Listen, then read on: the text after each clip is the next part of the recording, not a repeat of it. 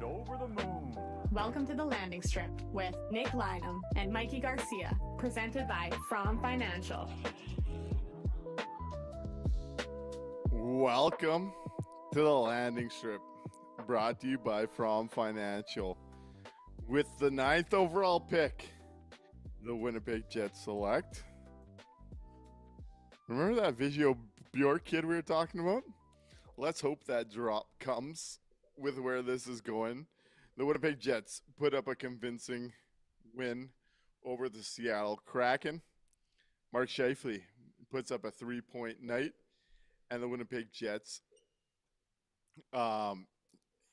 he passes 900 points for his career with the Winnipeg Jets. What a milestone. Kyle Connor, 2 goals on this night. Jonathan Taves, the power play one whisperer. The Winnipeg Jets go for 3 for 3 on the power play.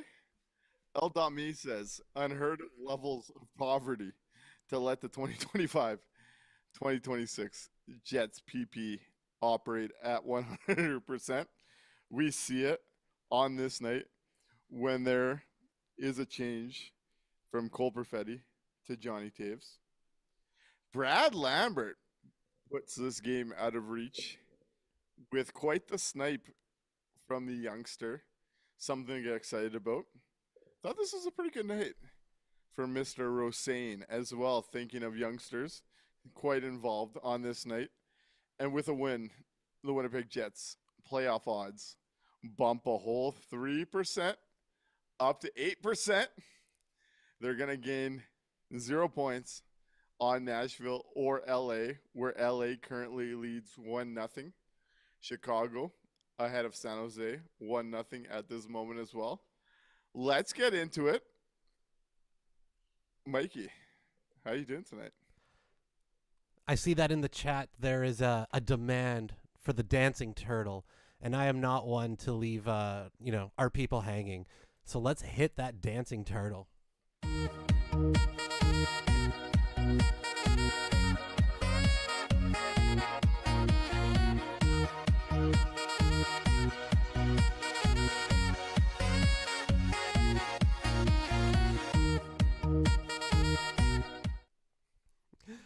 I think this is one of those nights everybody comes away, almost a little bit happy. If you were in-house, you were treated to a whole whack of goals. If you're concerned about the Jets' draft positioning, really they're not going to move too many spots. At most, they'll probably move ahead of St. Louis, depending on what happens with San Jose tonight. And the Blues play tomorrow to kind of even that back up. So, yeah, with LA and Nashville playing each other above, there's not really too much that the Jets can kind of move. A spot or two here or there isn't going to be the end of the world, especially with that's just kind of how it's going to be for the next little bit. Right? Every game is going to be the potential of 1 or 2 spots in either direction. They're not making the playoffs. That's out of the question. That's just not in the cards for them right now. I don't care. This run, as good as it looked, it's just the math still just quite isn't there for me to believe it unless they run the table and one of those 2 of those teams above them crash out hard. I still just don't see that pathway. But hey, like I said, every game we're going to kind of float 1 or 2 spots in each direction, depending on the out-of-town scoreboard as well. So, you know what? I'm still not I'm not throwing up the panic flag. I'm still not super worried about them, ruining their spot. I still have hope that we're gonna be celebrating at the lottery day. It's looking more like a 7-9 rather than a top 5 after that one, though. We'll get into that. I will say, as far as a fun one in-house, Canada Life Center was rocking tonight. The ovation for the Johnny Taves goal. We got a couple KFC chants in-house. This was a fun one. The wave even came out towards the end of this one. Canada Life Center was rocking on this night. Let's get into it, though. Who was your anti-tank commander on this night? Well, could it be really anybody but the milestone man himself? It's got to be Mark Scheifele for me. He was playing like a man possessed today. He was getting that 900 points. He was, creeping up on the 100 for the season. He was going to rack them up as much as possible. And hey, look, he's got an an absolute firecracker for a partner on his left side. They are the dynamic duo. They cannot be split up. They are a package deal, baby. And hey, who does it better? Nobody. So I'll give it to Mark Scheifele tonight. Yeah, I heard my tweet on the dynamic duo inspired a little segment on the local lunchtime broadcast. We'll have to get into that. I'll make sure to guide the people the right way on that talk. But hard to ignore number 900 in this game. What a number. 900 points in a Winnipeg Jets jersey. That's nothing to scoff at in Winnipeg. Vibe Up says the anti-tank commander is the refs on this night. Matt Duran's anti-tank is the Kraken PK. Oof. You give the 2025-2026 Winnipeg Jets a 3-for-3 on the power play. And that's where I'm going on my anti-tank commander tonight. The Winnipeg Jets power play, since the Olympic break, it has been absolutely abysmal. Abysmal for the Winnipeg Jets. We were talking about it. It had to be in the single digits since coming back from the Olympic break. And we see a tweak today. We see Nino and Vlad get back in the lineup. We'll be talking about that. And then we see Taves get up on the top unit for Cole Perfetti and listening to Arneal. We've talked about how the zone entries have been a problem. And the Winnipeg Jets, Scott Arneal says, winning faceoffs was a big driver for this because you get that offensive zone faceoff when you get a power play.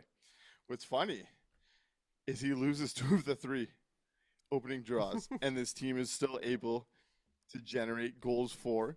On the first one, he wins the net battle, gets the puck off the glass, banks it in. On the second one, he puts the puck to the net, and Gabe Vilardi has to be a top 5 player as far as that specific spot on the ice. Yep. For creating danger with the size, the hands, and the release. Gabe Vilardi picks it out of the Seattle defender skates and buries. And then they go 3-for-3 on a Mark Scheifele to Kyle Connor pass that Kyle Connor unloads and banks off a Seattle defender. The Winnipeg Jets, for me, the anti-tank commander, is the power play waking up in a big game and tilting this one early.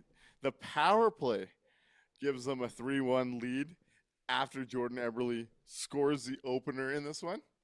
Winnipeg Jets getting some help on the power play has to be the anti-tank commander on this night.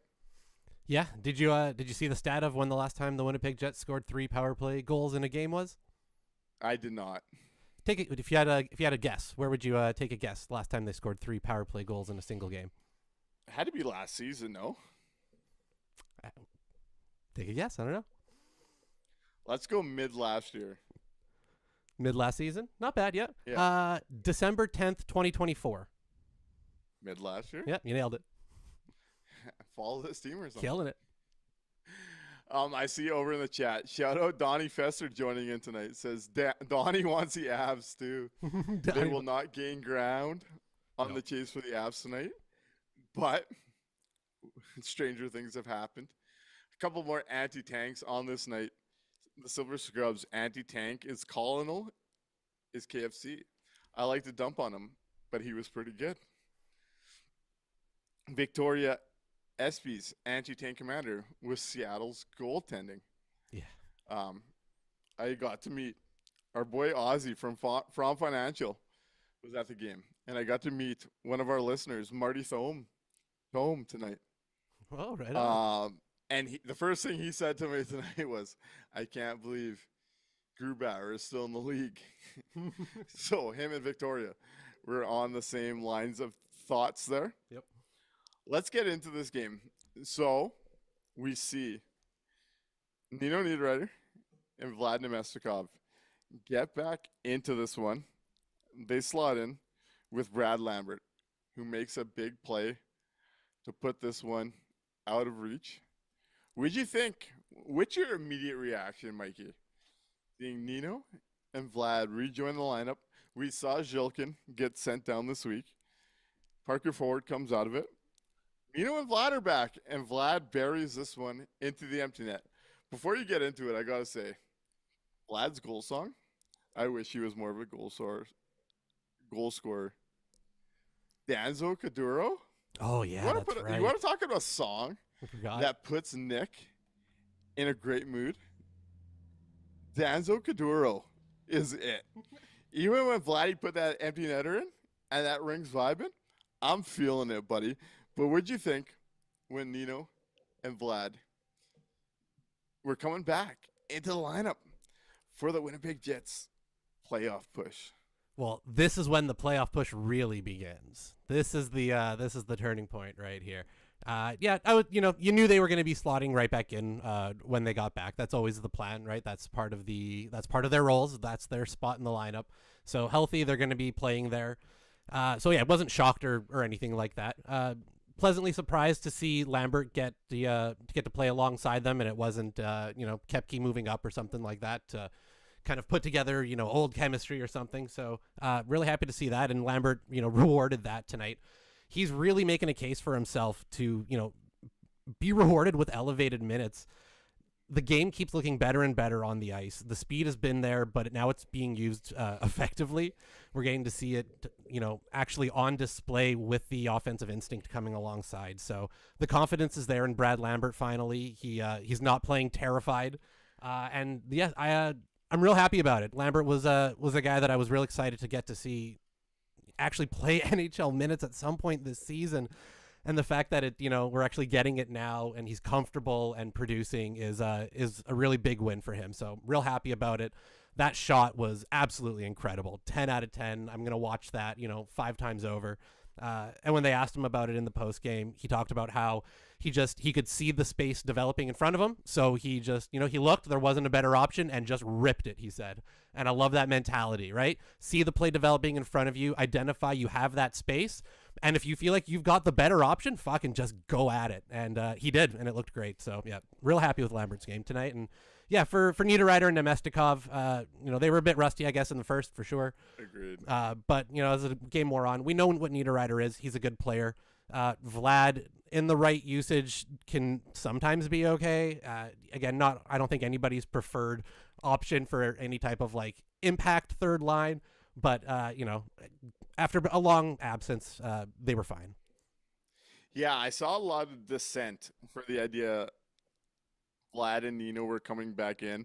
And I do just want to throw out there the fact that Ford and Zhilkin were called up on emergency conditions. Yep. So if Vlad and Nino are ready to go, those call-ups get rescinded, if I'm not mistaken, right? As soon as you have a healthy amount of players. Yep. That changes those circumstances. You got it. Now they do have 2 call-ups at their disposal for the rest of the year, so you can make that case. But it didn't surprise me to see Nino and Vlad were going to come in. Always. I thought, like you, they did look rusty. But if I'm not mistaken, Nino draws both those first 2 penalties, the hook and the high stick. No? Yes. So finds a way to impact this game. Yep. Not them at their best. Not something you'd expect. But I thought you see that impact come through with how the power play converted. And then Brad Lambert sees he has some space, uses those wheels, and fires that shot. How do you complain? Right. How do you complain on this night? The fact that Lambert was able to do it with those guys fresh off of injury, a little bit rusty, not a lot of chemistry, and he's still able to look, as good as he did, and then still have that individual moment, I think speaks volumes on where Brad Lambert is now compared to the way he was probably playing and feeling earlier on in the season. So, yeah, real happy with the way that all kind of shook out. And this was in another night. The Winnipeg Jets top line controls the flow of play, which is going to be funny given the response I'm giving later in this show. But Alex Scheifele, Mark Scheifele, and Kyle Connor outshoot their minutes at 5-on-5 in 15-51, 20-9. Outscore those minutes 1-0 with that Kyle Connor goal that makes this 5-2. Mark Scheifele gets to the corner first, picks it up, finds Kyle Connor after Grubauer was having trouble covering that one up. That feels like a mistake for the Seattle netminder. Yep. But what you see out of the top line for the Winnipeg Jets on this night? Yeah, another good night for the dynamic duo. They they went out. Deal. They're a package deal, baby. They nobody creates more than the two of them together. That's just a fact. Mark Scheifele overall is your minutes leader for this game tonight. Not for forwards, for all Winnipeg Jets. He is your overall minutes leader tonight. So yeah, it doesn't really matter though, right? Like he could play 1 minute and get the exact same amount of production. The amount you play doesn't actually translate to how good you are or anything like that. Yeah, they were really good on right. Sorry, they were good again tonight. It's what you want from your top line. You want them to be winning their minutes. You want them to be outscoring your opposition. Hard to really find a lot of fault, in their games. I thought they were good tonight for the most part. Still excited to, hopefully see maybe one day what somebody not named Alex Iafallo or Gabe Vilardi looks playing alongside them. The way that Brad Lambert's been playing, it almost would be kind of fun for a game or two to have him ride shotgun with those guys up front. Even though I know that's not really in the cards, just something that kind of crept across my mind tonight. I think that would be fun. But yeah, another good night from Scheifele and Connor. The goals are there. Scheifele's hunt for 100 on the season, or 101 really should be the aim, is still in play, and 900 on the career. Yeah, he's getting to 100 after another 3-point night tonight. Yep. This is one of those nights.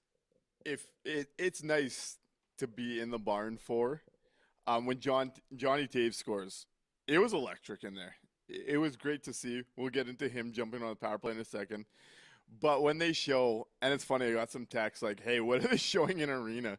Because Grubauer was leaving that game at the same time the Scheifele 900 celebration was going on. So people texted me like, why is everyone cheering so much that Grubauer is leaving? But in a rink, they were celebrating standing O for Mark Scheifele. 900 points in a Winnipeg Jets uniform. Nothing to scoff at. He now has 3 points in 5 games to tie 100. 4 points in 5 games to get to 101. Should get there. But this is a game where the other day when the standings got all within 1 point, I was kind of putting out on social media the reasons each team could get in the playoff mix here. And Seattle was the only team I couldn't come up with a reason. That's a team that has a lot of depth to it, but no star players. You hear me talk about how Winnipeg's missing stars? Seattle's missing that, and they have 12 guys that are probably great middle six players. But in the heat of a playoff race, that's not what you're looking for.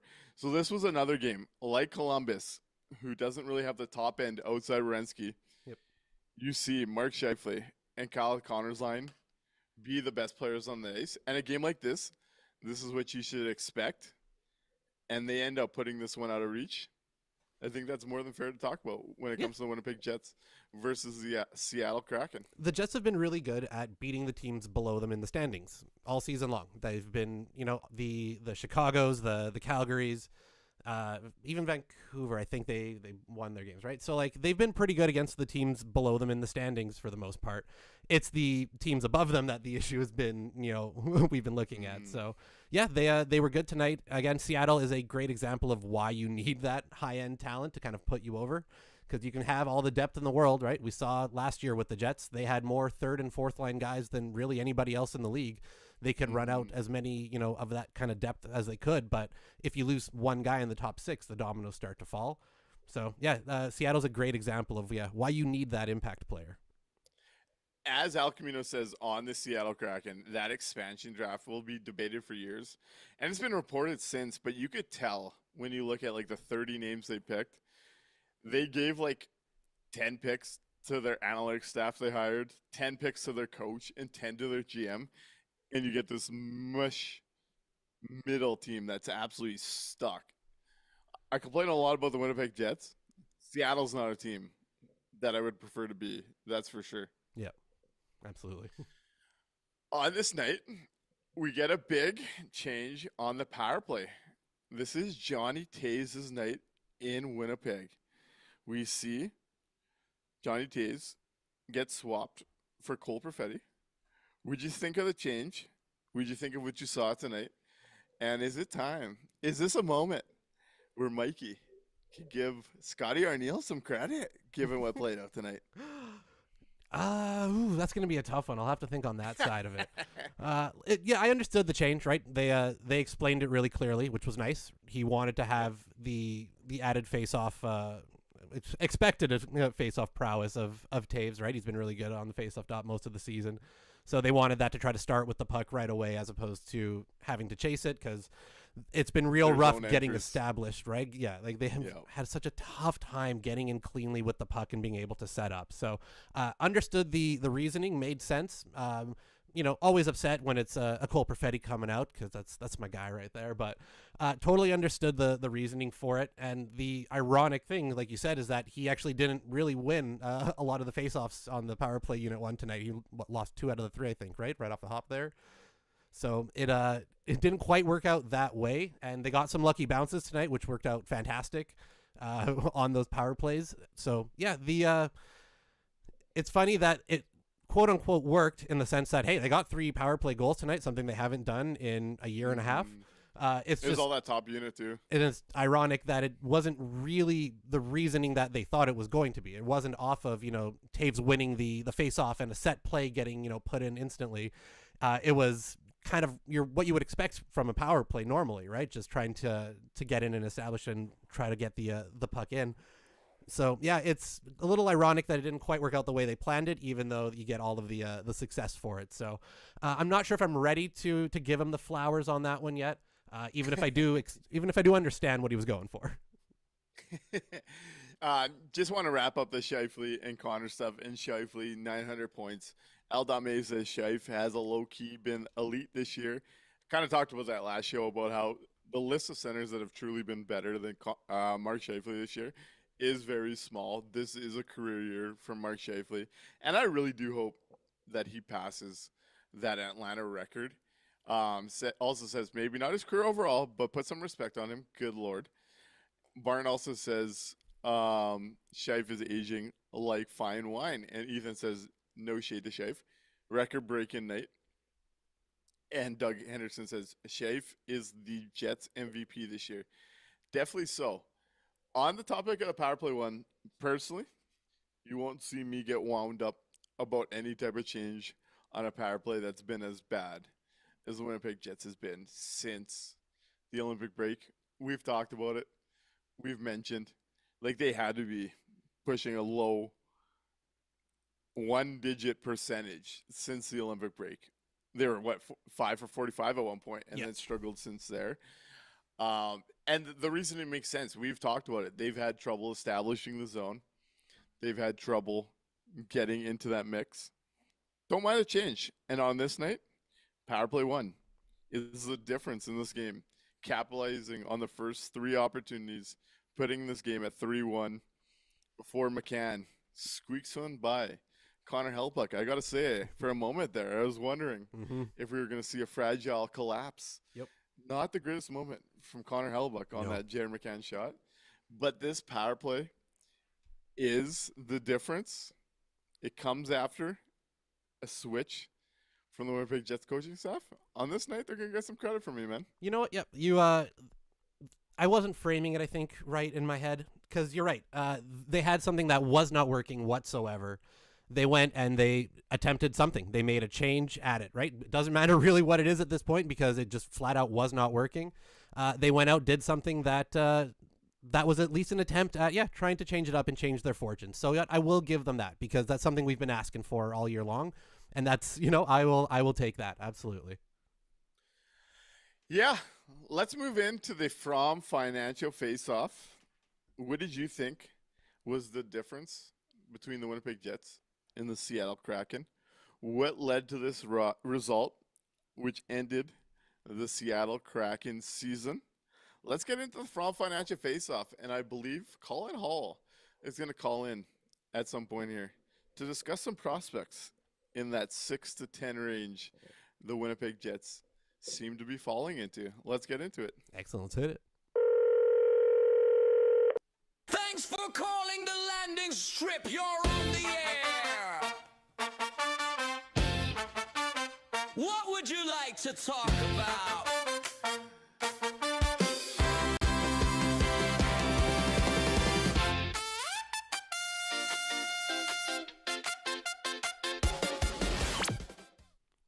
Right on. 1-204-800-0409. 1-204-800-0409. Get on the line. Give us a call. Let us know you're from Financial Faceoff and anything else you want to talk about. On this night, John Chan, now that's a tough comment. Over from John Chan says the Jets tank be stalling here, but at least my Dodgers did not disappoint tonight. Got tickets to watch all 3 Dodgers or Jays games.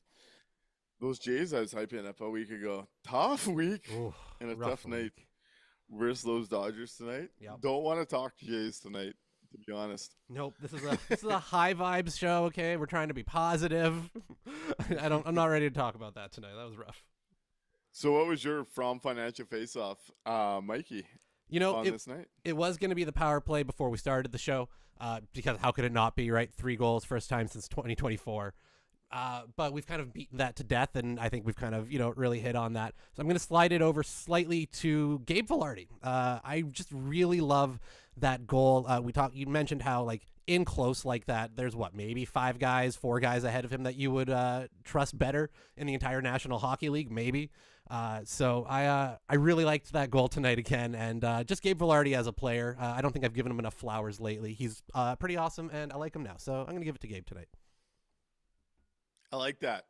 A lot of From Financial Faceoffs in the chat. Let's dive into them. Over on YouTube, Mr. Meow, we must. Good to see you back in the chat, buddy. The Kraken are eliminated, and the Jets are alive. Nothing but truth in that statement from Mr. Meow, we must.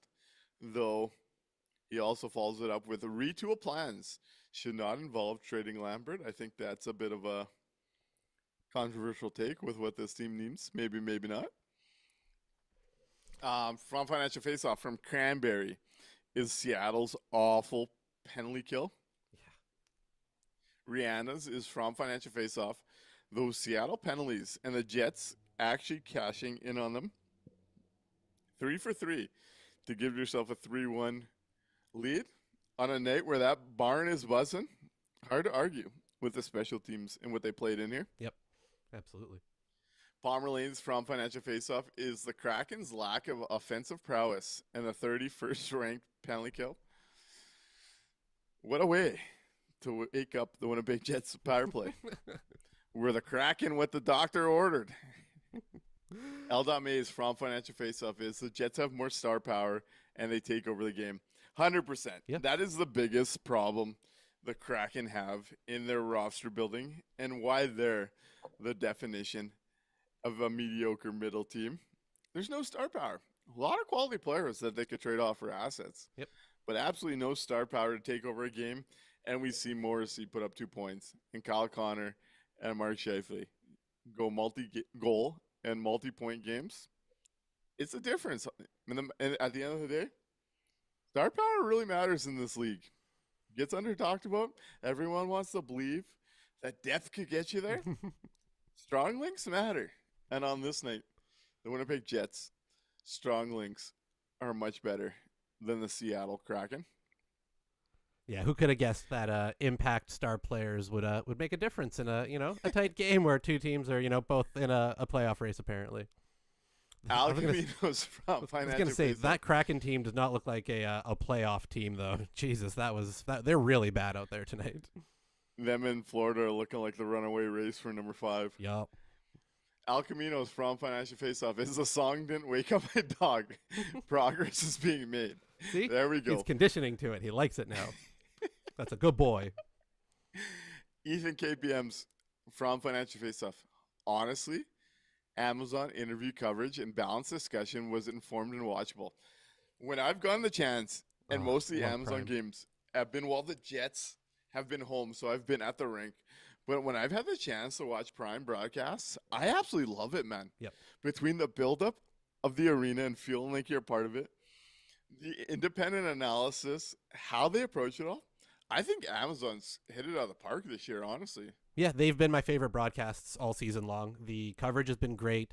The pregame arena stuff makes you really feel like you're at the game in the environment. The coverage is very balanced. I like the play-by-play as well. I think they've done a really bang-up job with it, to be honest, which is crazy because when it was announced that they were going to be doing it, I was real skeptical, did not think it was going to be all that good. And yeah, I thought they blew it out of the park again. Victoria Espy's from Financial Faceoff was whoever started the wave, and that one got around 3 or 4 times and finishes as Vlad Nemestikov buries the empty netter. We get some Danzo Kaduro, and the vibes are immaculate in the arena. Shout out Canada Life Center on this night. I thought, and I'll say this, I'm more Team Huss than not on the wave. I'm a bit of an ass when it comes to the wave. You a bit of a curmudgeon with the wave? I'm a bit of a curmudgeon with the wave. I like it in a runaway game. I love to see Canada Life celebrating and alive. Don't get me wrong. But the wave, one section in the 100s, tried 3 times to start it at 4-2 when Seattle had full control in the ozone. And I was like, this is not the time. The wave, when you're running away with a win, I'm all in on. Okay. Don't get me wrong here. Time and place. And tonight, when it finally took off, was a great time and place for the wave. So shout out Victoria on that one. Excellent. Real DFVs from Financial Faceoff was Taves back on PP1 instead of Cold Perfetti. And hey, PP1, 3 for 3. That is the big shift coming into this game. Hard to argue. Man, the Winnipeg Jets scoring multiple power play goals. Jonathan Taves with a goal. Jordan Eberle with a goal. What year is this? Where are we? Did we travel back in time? This is incredible. And one last from Financial Faceoff from Vibe Up saying, Rosane's big hit and breakaway. I thought this was a night, honestly, for Isak Rosane as he tries to establish himself in a role. I think of late, Brad Lambert's popped more than Isak Rosane. But I thought this was a game where we saw Rosane get involved in multi-facets of this game. I know exactly the hit that's being discussed here. We see him create some space for a shooting look in the middle of the ice. And can I give you my hottest take in a retool, Mikey? Yep. On Isak Rosane?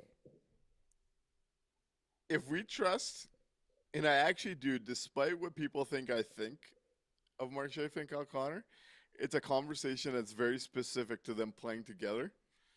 I think Mark Scheifele could turn Isak Rosane into a dollar store Kyle Connor and score 20 to 25 goals. Ooh, I like that. I'm not saying Isak Rosane's a top-line player. I think Mark Scheifele could create goals for Isak Rosane. Yeah, I agree. I've been real high on the idea of him playing with Adam Lowry to try to pull more from Lowry and kind of make something there. But I like your idea of having him ride shotgun on that line instead, and let him kind of be a bit more of the passenger for Scheifele and get into the spaces because we know he can. The goal last game that Connor scored and the goal that Rosane scored the game before were almost identical in terms of setup and where the shooter ended up. So that he can kind of get into those same spaces, and he's got a shot. I like that a lot. Just a take I've been sitting on here. I'm trying to drop some nuggets on the way out this year. Mm-hmm. You ready for a call? Yeah, let's get to the phones, but I want to answer Mr. Meowie Mustang. When the Jets beat the Blues, will you be a believer? And I want you to know that is a no. Hey, caller. Thanks for calling in. What's your name and what would you like to talk about? Hey, it's Colin. Oh, hey, Colin. They're now talking about prospects. Let's go. Let's talk some prospects, Colin. I know you put a lot of time into this. We've talked in the DMs. You've been a loyal listener to our show. Let's give you some runway here, buddy. It's looking like we're going to be drafting 7th to 10th. Who stands out to you in this range? Let's talk some prospects. Let's educate the people. All right, so there's a pretty solid grab bag of forwards that stands out for me. And I'm mostly going to be talking about forwards because I think a lot of the top defensemen are going to go pretty bang, bang, bang at the top of the draft. But, I mean, top guy for me, honestly, is Adam Novotny. He's a winger who was actually playing with Kieran Walton in Peterborough there for a bit. And, I mean, the big thing with Novotny, right, is he's that mold of player that I find kind of gets underrated in most draft circles, and a lot of teams end up liking him. He's in that Alex Tuch mold. It's not necessarily a power game where he's going to go in and grind you down along the boards 100% of the time, but it's going to be like a 30-30 guy who drives play both ways. Really good shot, like really good at using his body to get into the lanes and shoot. And he's dependable along the boards as well. Just a really solid player to add there. Give me 1 second. Sorry, just looking at a list of names. Secondarily would probably be Oliver Suvanto. I would take him in the event that Tynan Lawrence doesn't make it all the way down to us. I do think he's going to fall, but Suvanto's a pretty solid backup plan there. Most people look at his size and think that he's power center as compared to like a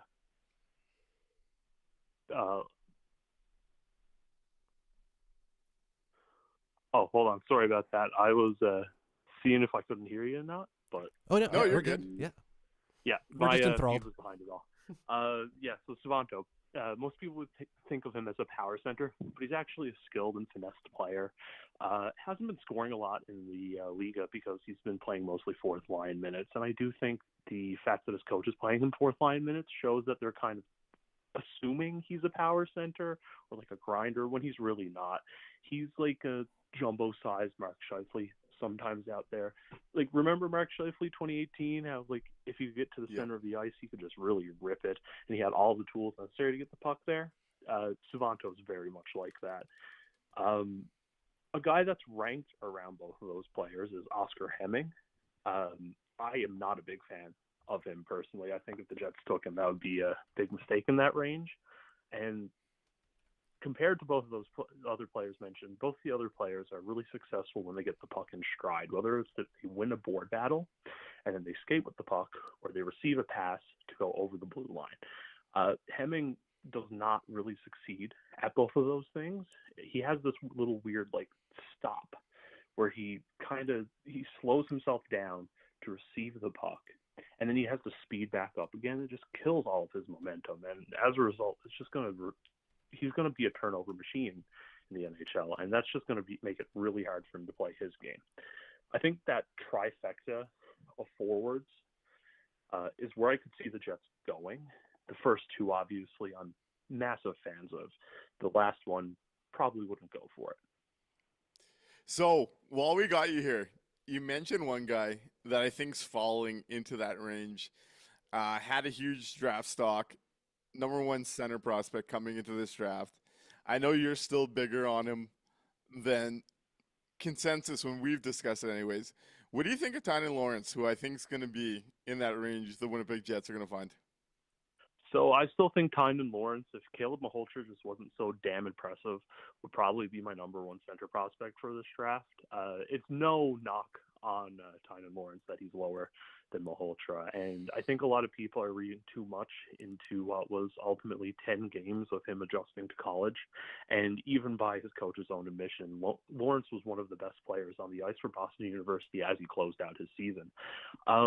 There's a lot to like there.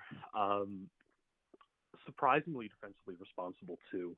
A big trend with a lot of the guys that are ranked super high is they're very good at skating the puck across the line themselves and then attacking the middle. That's just something that I like a lot, and I also like people who don't give up along the boards. See, when you combine both of those two things together, you can make good things happen, and Lawrence is a guy who does that all the time. He skates the puck in, he tries to create. If he doesn't find a passing lane or a shooting lane, he dumps it in, works it along the boards, and sees what comes from there. It's a really solid package, and when you combine it with an active stick, he's also really good in the defensive zone. One more for you, and we'll get you back on before the season's over. Yeah, My no guy, what is your thoughts on Vigio Bjork, and does he fall to the 7 to 9 range? Okay, so I think Vigo Bjork is definitely making it to the 7 to the 9 range. It's really not a knock on him. He's an awesome player, and he's a really fun player to watch too. Like, it's not really something that you can use to sit down and judge a player's talent, but fuck, I just know if the Jets draft him, everyone will fucking love him, man. He plays exactly like Cole Perfetti does nowadays, right? He has that, like, kind of like a prick element to his game, and for a guy who's like 5'7" on a good day, he's probably the best forechecker in the draft. He's really good at creating havoc, surprisingly good at checking once again for 5'7". I do wonder if teams are just automatically penciling him in as a winger, though, which would definitely cause him to fall. I think in the event that he falls to the Jets, obviously would be a great pick. But at the exact same time, I could definitely see a team above us, like, say, the Panthers, for example, whose system thrives off having really good forechecking, really high pace, and it doesn't make a difference how big you are when you're doing those things. I could see a team like the Panthers jumping on him and possibly just kind of slotting him in either on the fourth or third line for a season and seeing where it goes. No, that makes sense. I will say, on a recent radio interview, Vigo Bork suggested he has touched 5'10" as the season's gone on. He is now up to 6 goals, 6 assists in his 5 playoff games. Someone I continue to be intrigued by. Colin, a lot of love in the YouTube chat. We're going to have to do this again. Thank you for calling in and giving us some anytime. takes on the Keep up range the good that we're work, going to be in here. Sorry? Oh, I just wanted to thank you for taking the time and being a part of the show and informing Sorry, us. I must have cut out because I said thank you and keep up the good work. Sorry about that. Oh, no worries. Thank you. Keep up what you're doing. Mikey, where should we go from here, my man? I've got some names written down now that I'm really excited to go watch some tape on this week. So shout out to Colin. Thank you so much for doing that. And, the chat absolutely loved it. They want to see you on video next time. So we'll have to figure that out too. Get that handsome face up here too. But yeah, got some names I'm real excited to watch some tape on this week. No, even Mr. Meow, fun calling. That's the great thing. Hockey community, doing stuff like this allows you to interact with some great people doing great work. Nice to hear some takes on that part of the draft from someone I know puts in a ton of effort and a ton of work into that. I'm glad Colin's part of our community. Shout out, Colin. Yeah, it's making me feel a little bit better about having to draft in that 7 to 10 spot instead of the 5 to 2. Yeah, it's looking like 7 to 9. Feeling like it at this point. I think I called 11 earlier. I'm hoping I'm still wrong on that one, but 11's still kind of the spot.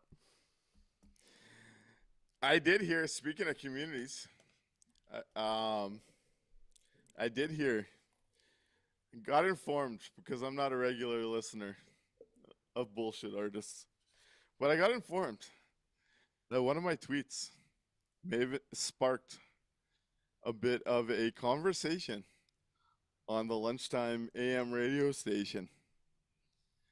So, Mark Scheifele, 900 plus points tonight. Great accomplishment. I think we do a pretty fair job of covering the good and bad.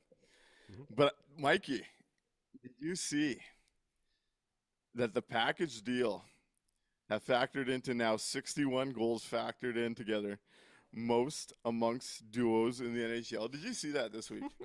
I did see that this week. You know that really important stat that we all talk about all the time forever. Duos combined on impact of assembled goals. It's the number one indicator, I think, in Hart Trophy voting every year. I did, so it was really impressive. So when the Jets put that out, I'll just add the context here because it came to my attention. I you know me, I just can't help but respond. So my response to this accomplishment that no one has ever talked about, as Al Camino says, Mr. 900 points has 225 points per playoff round one. Anyways, my response was they are a really good duo at piling up nonsensical titles for playing hundreds of minutes more than any other duo. It's a shame it doesn't parlay into elite quality and wins.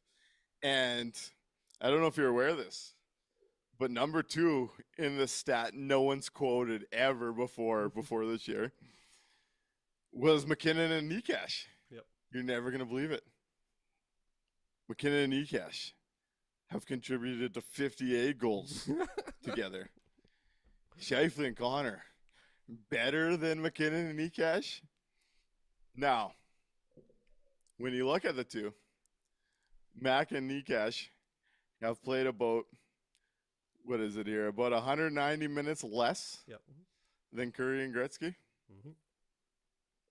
Curry and Gretzky, 68 to 63 in goals after tonight. $20.5 million. $20.5 million. They've outscored their minutes by 5. Over 76 games. That's what, 1 goal every 15 or so games. Mhm. Woo! Woo! Perfect, as it was described on this radio That's hit. perfect. Mac and Nikash, 80 to 32. 80 to 32. Yeah. And this is what we're comparing it. And I'm listening to this segment about, I can't believe there's dissenters in Winnipeg. Folks, I know who the king dissenter is, and we're here to educate you why Mr. 30 plus years experience continues to misguide a smart, passionate audience like the Winnipeg faithful. It's actually quite embarrassing at this point, if I'm being honest. This is the same guy that told you when us dissenters of the Winnipeg Jets way told you, you're going to find out what happens to this franchise when Blake Wheeler walks away. Look out, folks. You don't know what you're asking for. Immediately see the Winnipeg Jets become one of the best regular season teams ever. That was on this resume of 30 plus years. Yep. The same person was telling you 3 weeks ago, this is still a contender just playing bad hockey. How dare you question the GM and coach? Same guy, by the way. He was also telling you, there's no way you could put 10 years into development into Logan Stanley to trade him. Hey, guess what happened? For 30 plus years, it's crazy how much he gets wrong. But I guess when you're just trying to kiss the ring of the organization and maybe get a PR gig at some point, you kind of naturally get there, I guess. I guess that's what happens. But my tweet might have sparked a little bit of discussion and how it's insane there's even a debate. Kyle Connor does not get paid $12 million to drive a line. Mark Scheifele's on a discount, and they're paid to score goals, folks. They're paid to win their minutes by 5 goals at a quarter of the salary cap. And I'm going to tell you, folks, this is why some guys get PR jobs and last 30 years to read a script and still don't understand what you're talking about. Because are you paying a quarter of the salary cap to win your minutes? 1 every 15 games? Is that the going rate in the NHL this year? I will say, though, to his credit, for the first time ever, I don't know if he realizes that he grew a bit of a spine and said, the top line's doing their job. Got to protect the top line. They're doing their job. They're doing it perfectly at that, despite giving 60-plus goals the other way, which how many top lines are actually doing that? But I don't know if you realize this, because we know the call comes down. You got to protect the dynamic duo above all. First time in his life, he actually said, it's on the GM to surround them with talent. But 3 weeks ago, he was telling you that the GM made good bets to do so. I'm getting mixed up on what the story is here. Is it the GM's fault? Are we holding back these golden boys? Is it no one's fault? Did the Winnipeg Jets stumble into bad luck? What's going on here, Mikey? Oh God. This was a tough one for me, mainly because the stats nerd in me worked in stats in sports. This is, something to hear somebody say the words, the fact that they've played hundreds of more minutes doesn't matter in terms of talking about production. I wanted to beat my head up against the wall because that's like that's first level stats, right? Like, are we kidding? Adjusting for ice time? Are you fucking joking me? Like I was so aghast at just the either brazen, like, I don't want to say either the brazen stupidity of just not understanding how numbers work, which, hey, that's fine, I guess, or the willfulness of just like wanting to lie to your audience makes no sense to me, right? Anybody with, again, half a brain and, can divide would be able to tell you that, yeah, the amount that somebody plays in the game is going to correlate to their production. That's just kind of how that goes. And the fact that, again, their big set that they tweeted out this week of the, 2 more goals than the next highest one while playing hundreds of more minutes. If you break that down, that's a net negative, right? That's not how these things work. So it's absolutely hilarious to me that you can sit there and go, yeah, it doesn't matter that they've played hundreds of more minutes than the other guys. They're barely scoring an extra goal than them. Like, it's absolutely ludicrous to even go about it in that aspect. And then when you're looking at the comparisons, right, the McKinnon and Neckesh, who else of the season have had the long stretches together, Carolina's grouping, Montreal's. It's just the production is so stark in the opposite direction, right? Again, the only thing you're getting is just pure bulk number.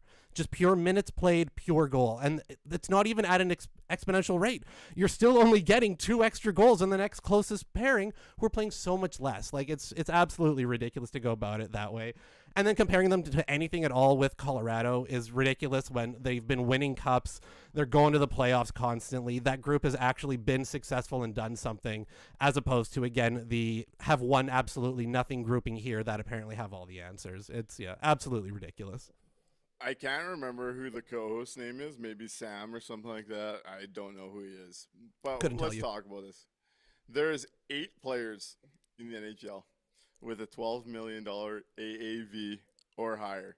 This idea that Kyle Connor is simply paid by NHL standards to simply outscore his minutes next to Mark Scheifele by 5, and the Winnipeg Jets can win this way, is nonsensical. There is 8 players. Let's talk about it. We've seen the first one firsthand. I don't know if you remember, but when Dallas beat the Winnipeg Jets, I saw Mikko Rantanen out there with bottom 6 lines looking for matchup advantages. And did it work? I think I remember that going in their favor. I also think Mitch Marner is a much better player than Kyle Connor, to be fair. But when the Vegas Golden Knights came into town, at 28 years old, well-established, one of the best two-way wingers in hockey. What position was he playing to try and deepen out the Vegas Golden Knights? I can't quite recall.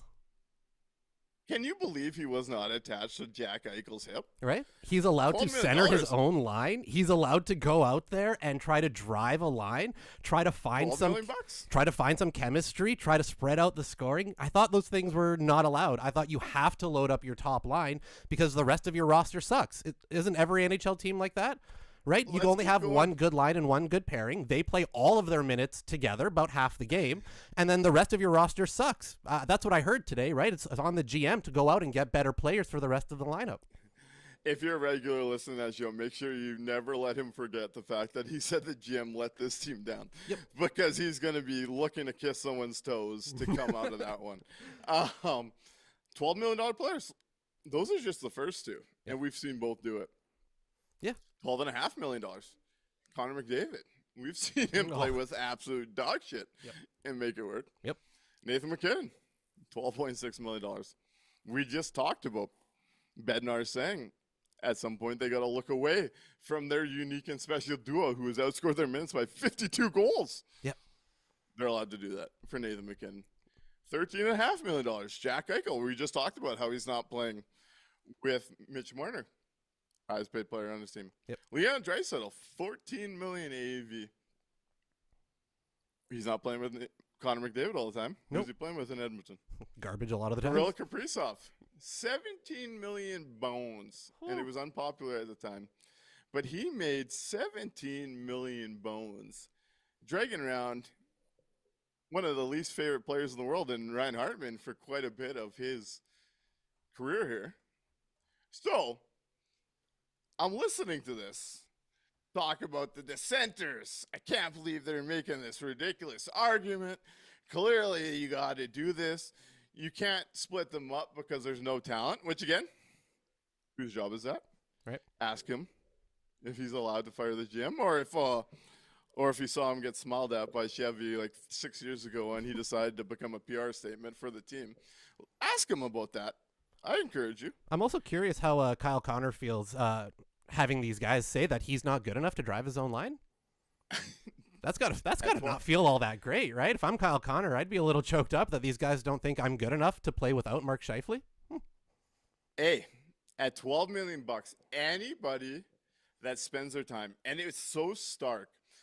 Listen, going from the PDO cast, we're listening to head decision makers in the Colorado Avalanche system, and then you tune into local radio, we're coming at Nik Lynam of all people, how he's wrong, and going back to reading Hockey DB's stats is like, yeah, it's working, and this team's going to draft in the top 10. Absolute morons. You want an answer? There's your answer. It is very basic stuff. I know they told people growing up that you didn't need math to understand sports. But guess what? In a salary cap world, in a world where everything can be digested and broken down, guess what? You have to understand at least grade 3 math. Yeah. And points per time on ice is grade 3 conversions. Let's be honest. It's here. just some division, right? We all learned division at some point if we went through the school system. Real easy one, right? So we're talking about goals, right? We've been talking about goals created, goals. These are the guys that are scoring the goals. So real quick, what's wonderful about stats is they're just writing down what's happening on the ice. That's all it is, right? The things that happen on the ice, we get to write it down on a piece of paper and look at it later. So for goals scored per 60 minutes, right? So that just evens out ice time, right? A game is 60 minutes long, so this stat just takes the amount of the game, so it balances out. Everybody gets that kind of even footing. So if you're looking at just goals scored, nothing fancy, just goals scored per 60 minutes, where do you think the Connor Scheifele trio, that line fits? They're number one in terms of minutes played. So where do you think they are in terms of just goals scored per 60? I'm going to say it's the same place that we had to eye roll and listen to. They're the best top line in hockey last year when we warned people they were closer to the middle of the league. I'm going to guess that they are going to be like 14th. 96th. Oh, but yeah. Right, for like in the league. In the league, over the whole league, right? So individually, yeah. Yeah, and across. So it's not that they're going out there and they are outscoring everybody at such an incredible rate that the minutes played don't matter. The minutes played matter because as soon as you adjust a little bit to look at it at an even playing field, that number drops incredibly. The guys that are number 2 on that list behind them when we're looking at goals created and whatever are doing it in such fewer minutes that they are so much more effective. That's such a basic, simple thing. That's not voodoo. That's not magic. That's just basic goal scoring. They are resoundingly about average, right? That's about a mid of the league. Hey, let's just put it in a way that everyone can understand. In a 7-game series, does Kyle Connor and Mark Scheifele have hundreds of extra minutes to outscore their opposition in a 7-game series when games matter? Nope. And this is why this matters. And it's not like... End of the day, we told you this last year. It's no different this year. Yep. And it's not like they're going to find even just extra minutes in the game for them. Scheifele already plays nearly 30 minutes a game. He played 25 plus again tonight. He was your minutes leader tonight, above all the defensemen on the team overall. Don't worry. So like you'll get what you get from them, and you don't have 2 extra games on top of the 7 that you only have to play, right? This isn't how that works once the playoffs roll around. So yeah, it's that's why we've been warning you that it's a bit of a mirage when you only look at that one bulk number with absolutely no context around it, and then go, well, that's the only thing that matters. Hey. He's capable of opening hockey DB. He knows more than the successful orgs in this NHL. Don't you worry. Don't you worry. 30 years experience on that resume. Yeah. Learned nothing in Look, 30 years. between a radio host and Jared Bednar, I know I'm going with the radio host. Hey, he's able to break down the old hockey cards. Anyways, couple more firings in the NHL. What'd you think this week? Teams are getting brazen with the late coaching firings. We see Patrick Waugh canned. Pete DeBoer back in the NHL. Clearly, he was going to get in by this summer. Oh, yeah. Number one coach, hanging on, looking for a job. What'd you think? 4 games left to New York Islanders. For the New York Islanders. Patrick Waugh out, Pete DeBoer in. Do you want my conspiracy theory answer? Always. I think they had this agreement in place well before now. Of course. You know what I mean? And that I feel like something was probably just about to leak, that they were going to probably just let it go to the end of the season and make the change in the off season. But they had this agreement done months ago. They even kind of slipped up a little bit in one of the press releases talking about how, oh yeah, as soon as he was fired, this was the plan and we were looking into it right away.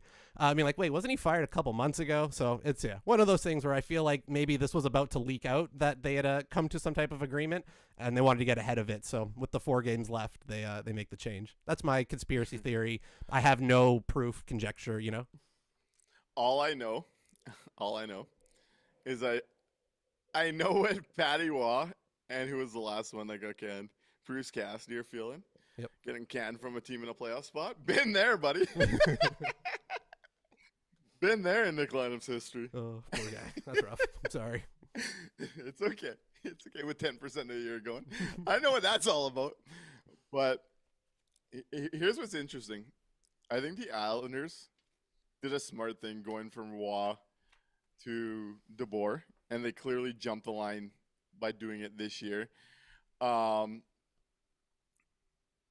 I do think it's kind of late for it to impact this year. Like, DeBoer is a very systematic coach. He's not going to be able to change much of what Patty Waugh was doing with that team. No. And I almost think, and here's what's interesting, and we talked about this at the deadline, and it was interesting to see someone locally hype this trade up this week. I can't believe it. Like, let's pay attention to outside the league, folks. Right.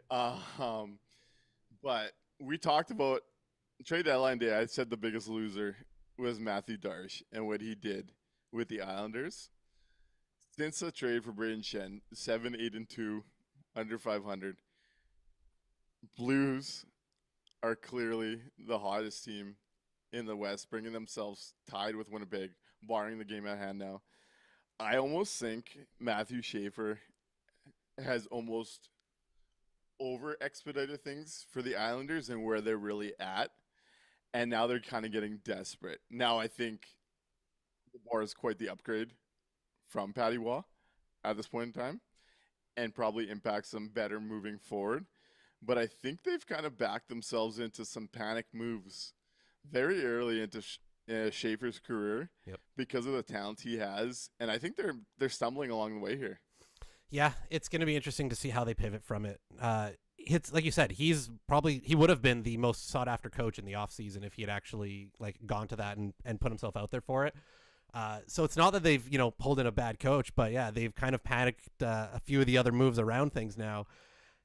You don't get gifted a player like Scheifele often, so I understand wanting to capitalize on it, right? I like to make fun of the Edmonton Oilers for really fucking up McDavid's ELC years. So you don't want to go down that type of road, but man, it starts to get a little dicey when you're making panic moves. Did you see Barzell's comments on it too? Which were they? No. He couldn't believe the torch thing and was kind of laughing at it, and then it happens to them 4 games later.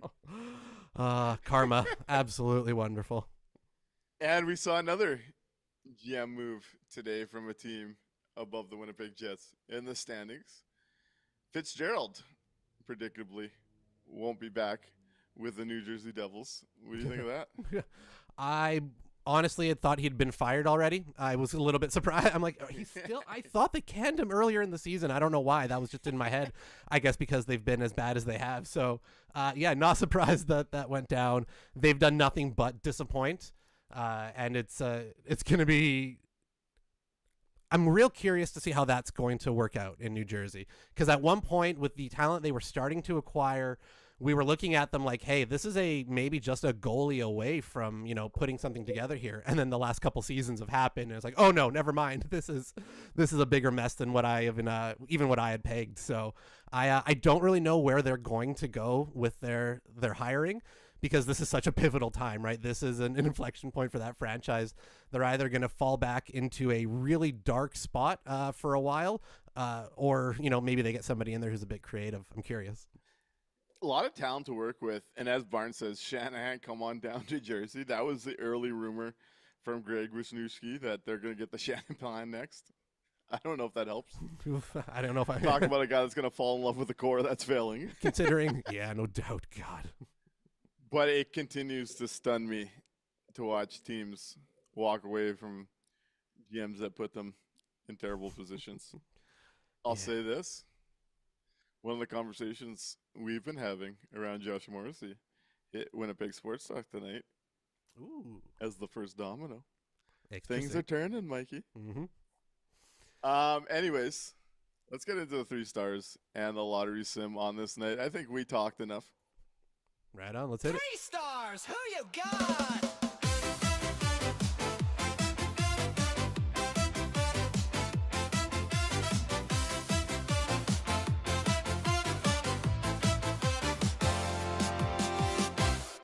Right on. Right on. Who is your 3 stars on this night? Let us know in the chat. Let's get into it. Awesome. Number 3 is going to be assistant coach Davis Payne for taking that puck to the head tonight and staying in it. He kept in, didn't leave. He had that big lump on his head and Power survived. play guy. Yep. And right. Oh yeah, that too, I guess. Yeah, the power play. That's fine. That was all right. But mostly for the puck to the head. That was a tough motherfucker. So shout out to him. Second star, Brad Lambert, just for that shot. Anybody that knows me knows I love goals. And Brad Lambert with that shot tonight, shaking off, making Dunn look silly. Absolutely fantastic. Number 1 star, it was milestone Mark. He's got the magic tonight. He's got all the stories. He wants all of the records. He's chasing them down. So I'll give it to 55. He was probably the best player on the ice. I'm going to give an honorable mention to Leslie Boyd tonight, jumping on the stream as the chat's fired up. Colin Hall, Lynham's dog. Rihanna's puppy on camera, and Barnes says Leslie, he is the big star everywhere I bring him. So we'll give him an honorable mention. Jumping in the show late here. 3rd star, I will go Josh Morrissey. Puts up a pair of points. Quiet night. Josh Morrissey just quietly goes about his business. 2nd star on this night, and it's only because of milestone Mark, Johnny Taves, the Winnipegger. Johnny Taves gets the number 2 star, jumping up on that power play. I thought he had a pretty solid game, even at 5-on-5 tonight. Yep. But on the power play, makes a difference. This power play's been stagnant. Johnny Taves factors in on the first 2 goals to take this lead, and the Winnipeg Jets don't look back from there. Let's go 2nd star, Johnny Taves. And number 1, 900 points, 3 points on the night, 3 away from 100, 4 away from holding the title by himself at 101. It's hard to discredit. Like I said, this is where the nuance matters. It's hard to discredit what Mark Scheifele has meant to the Winnipeg Jets on the ice. Scheifele and Connor, conversation be damned. The number 1 start on this night, milestone Mark, 900 points plus in a Winnipeg Jets jersey. Another special night for him in his career, and the first pick of 2.0. Let's go milestone Mark. It's his night. Number 1 star. I'm also going to give out another star, an honorable mention star to Colin Hull for that fucking awesome call and giving me some hockey to watch this week. I'm real excited about that. Yes, thank you, Colin, for being a part of the community and dialing in and sharing your thoughts on the draft. The crowd loved it. We loved it. You did that. Let's get in to a lottery sim as our odds become a bit longer. Here. Let's see how we do. In 3, 2, 1. Nope. Your Winnipeg Jets drop down to 10th. You're drafting right at the number 10 spot. So it's a good thing Colin Misery. gave us some hope on some players that'll still be there that are pretty good. We needed that tonight after falling to 10. That is miserable. A couple more 3 stars on the way out here. The Silver Scrubs first star is 55, second star 81, third star 19 with an honorable mention. The kids in my section chanting, "We want playoffs," as much as I don't want playoffs. It was a fun night, in-house night, and that's what you want to see. At the end of the day, you want to go to the rink and see people having a great night. At the end of the day, these are all memories. And despite where this business is, this is where we are. On the way out, San Jose currently leads the Blackhawks 2-1 in the third period. Let's go. San Jose gets points there. We don't bump up ahead of anybody. Yep. Kings are currently up 2-1, 6 to go. If I were a betting man, I think that becomes a 3-point game, given how both of their seasons have been going of late. Yep. It's very likely, despite the win, the Winnipeg Jets won't move anywhere outside the lottery race. With St. Louis still to play, and that Robert Thomas line, Oh, Thomas, on fire. Snuggerud, and who's the third one on that line right now? Holloway. Holloway, yeah. 15-0 in goals for versus against since getting put together. Man, The Snuggerud would Blues have are been on a bit of a run. Snuggerud would have been a nice pick for the Jets to have made that year. Oh, hey, if you listen to local radio, Barlow scoring 4 goals this year is expected. That's right. Despite Gabe Perreault scoring that much in a singular hockey game in the National Hockey League. Wait 3 to 4 more years, folks. Don't worry. Chevy's PR will let you know how okay that is on CGOB. We'll continue to bring the truth bombs. We'll be back. What is it, Thursday night now? Thursday's the next game. Yeah, we got 2 days off. We'll be back Thursday night to talk Winnipeg versus St. Louis. Heads up, youngest Lynham is getting married to a wonderful gal, and they're having their social Saturday. There will be no post-game show Saturday, as Nik Lynham is helping put that all together for them. We'll be back Thursday, though. Big game. St. Louis versus Winnipeg probably decides like the 7th spot in the draft, the way this is going. Yep. We'll see what happens. 2 hot teams in the West trying to drag themselves back in it, both likely to fall short, though St. Louis does carry the regulation wins tiebreaker in this race. We'll be back Thursday. We'll talk about it there, and we'll see where this continues to go. Thank you for being a part of the show, and we'll see you then. Right on. Practice your long division, everybody. Good night.